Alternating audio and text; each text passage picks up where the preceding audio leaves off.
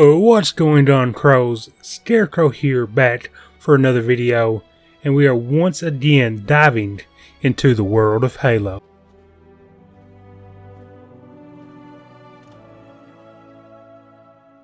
Before we hop into the video, leave a comment down below which enemy are you most excited to be facing in Halo Infinite. My answer will be in the comments as well. Now, let's get into our topic for today. Halo was born in 2001 as a revolutionary first-person shooter. It allowed you to take on its enemies with dual sticks that we had not seen in the previous heavy hitters like GoldenEye or Doom.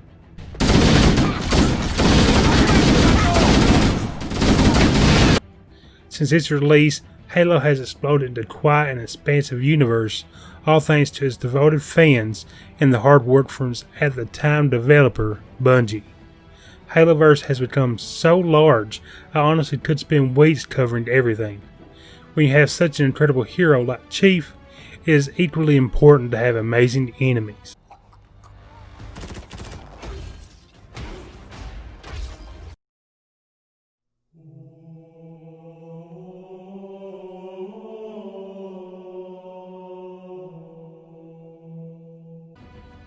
Honestly, we have had some pretty incredible and diverse enemies, ranging from the Spartan equivalent elites to the attention-easing grunts. Unfortunately, not all the enemies we have faced have been of the highest quality. The enemies I believe to be the biggest failures are the Prometheans.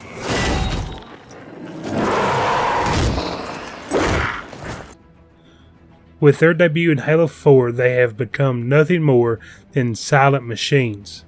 It has been left up to Master Chief and his companions to fill out the entirety of the story.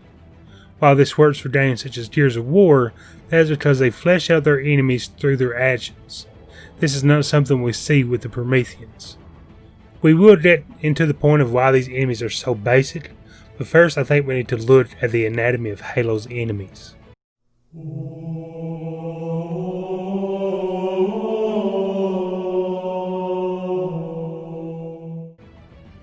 Halo Combat Evolved, the game that launched a world of grandeur and inspiration.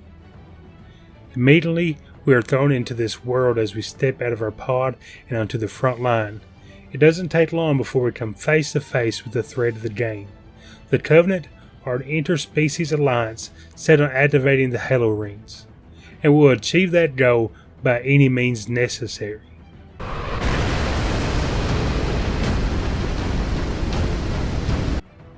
The elites are very intelligent.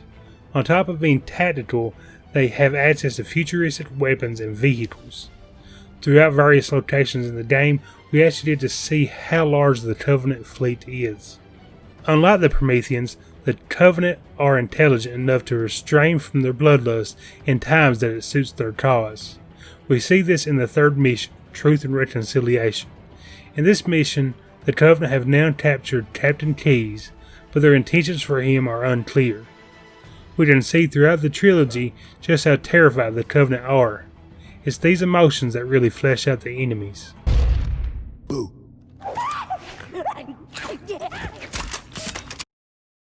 Get her!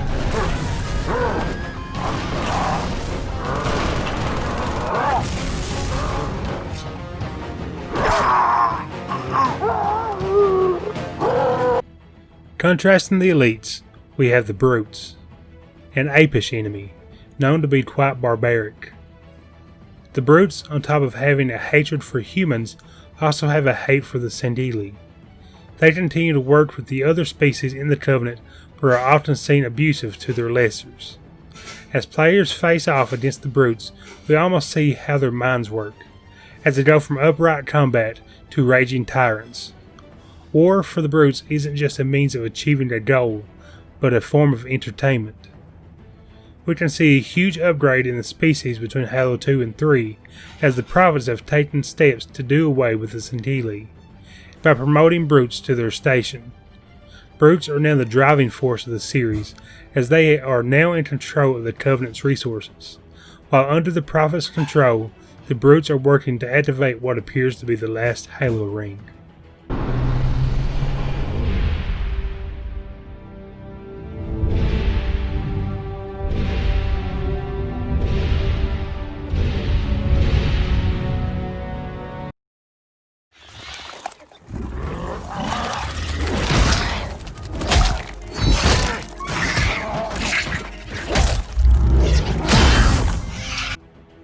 Next, we have the Flood, the enemy that was able to strike fear throughout all of the universe.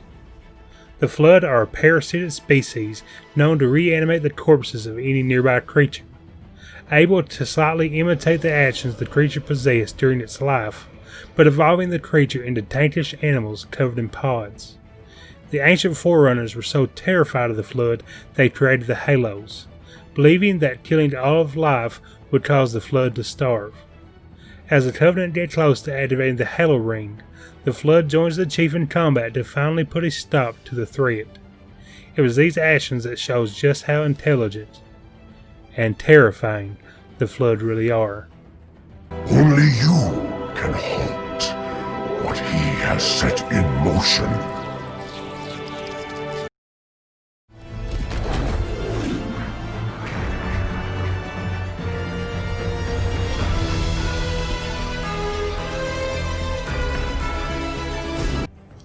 Okay, now I think we are in the right mindset to take a look at what went wrong with the Prometheans. In Halo 4, we once again jumped under the helmet of Chief as we crash land on the foreign planet with a now rampant Cortana. We shortly learn that UNSC's ship has been tricked into piloting to this planet by the Didact. While most of the Halo games feel like you're on a chessboard playing against equally good chess pieces, Halo 4 feels like you're on a chessboard, but your enemy is the opposing chess player himself. So fades the great harvest of my betrayer. Because of this, your mind shifts from the enemies themselves, but to that player. Some would argue that either way you're still playing chess. While yes, that may be true in a sense, but the enemies have such a lack of character and such a lackluster moveset that it feels like you're playing against over-armored pawns. That's all it is. Yes, we do see Watchers trying to work with the soldiers, and that does add a little bit of depth, or at least a false sense of depth, as it quickly becomes clear that even they have limited means. We see in previous titles that there's an armada at the Covenant's control, but we only see Prometheans at handfuls at a time. While yes, they did step up the enemy count in Halo 5, but still nothing as grand as the Covenant. The Covenant were driving force in the previous games as the story was based around them activating the Halos. But the Prometheans are just there to keep you from reaching the goal. As you progress through the previous trilogy, the enemies speak of your reputation. You have become the Demon. Hey, Demon! The jerk store called, and they're all out of you! For you! The Prometheans get a hardware wipe in every encounter. The weapons that the Covenant uses are unique and work well with one another. The Promethean weapons feel like reskins of previous weapons, and thanks to the lack of dual wielding, have no interaction with one another. The Covenant had a nice array of enemy types. The Prometheans truly only had around 3.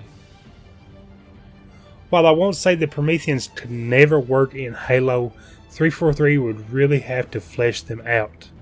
Give them a voice. Allow them to earn their spot. Make me truly want to overcome them. Make them the goal and not the journey. If you're still with the video, comment down below what is your opinion of the Prometheans. Alright guys, I believe this will be the perfect time to end the video. If you're new to the channel, be sure to subscribe and turn on the bell so you can be one of the first to know exactly when we upload. If you enjoyed this video, be sure to hit the like button as it helps us to know which videos you want to see more of. And like always guys, God bless, and don't forget to wipe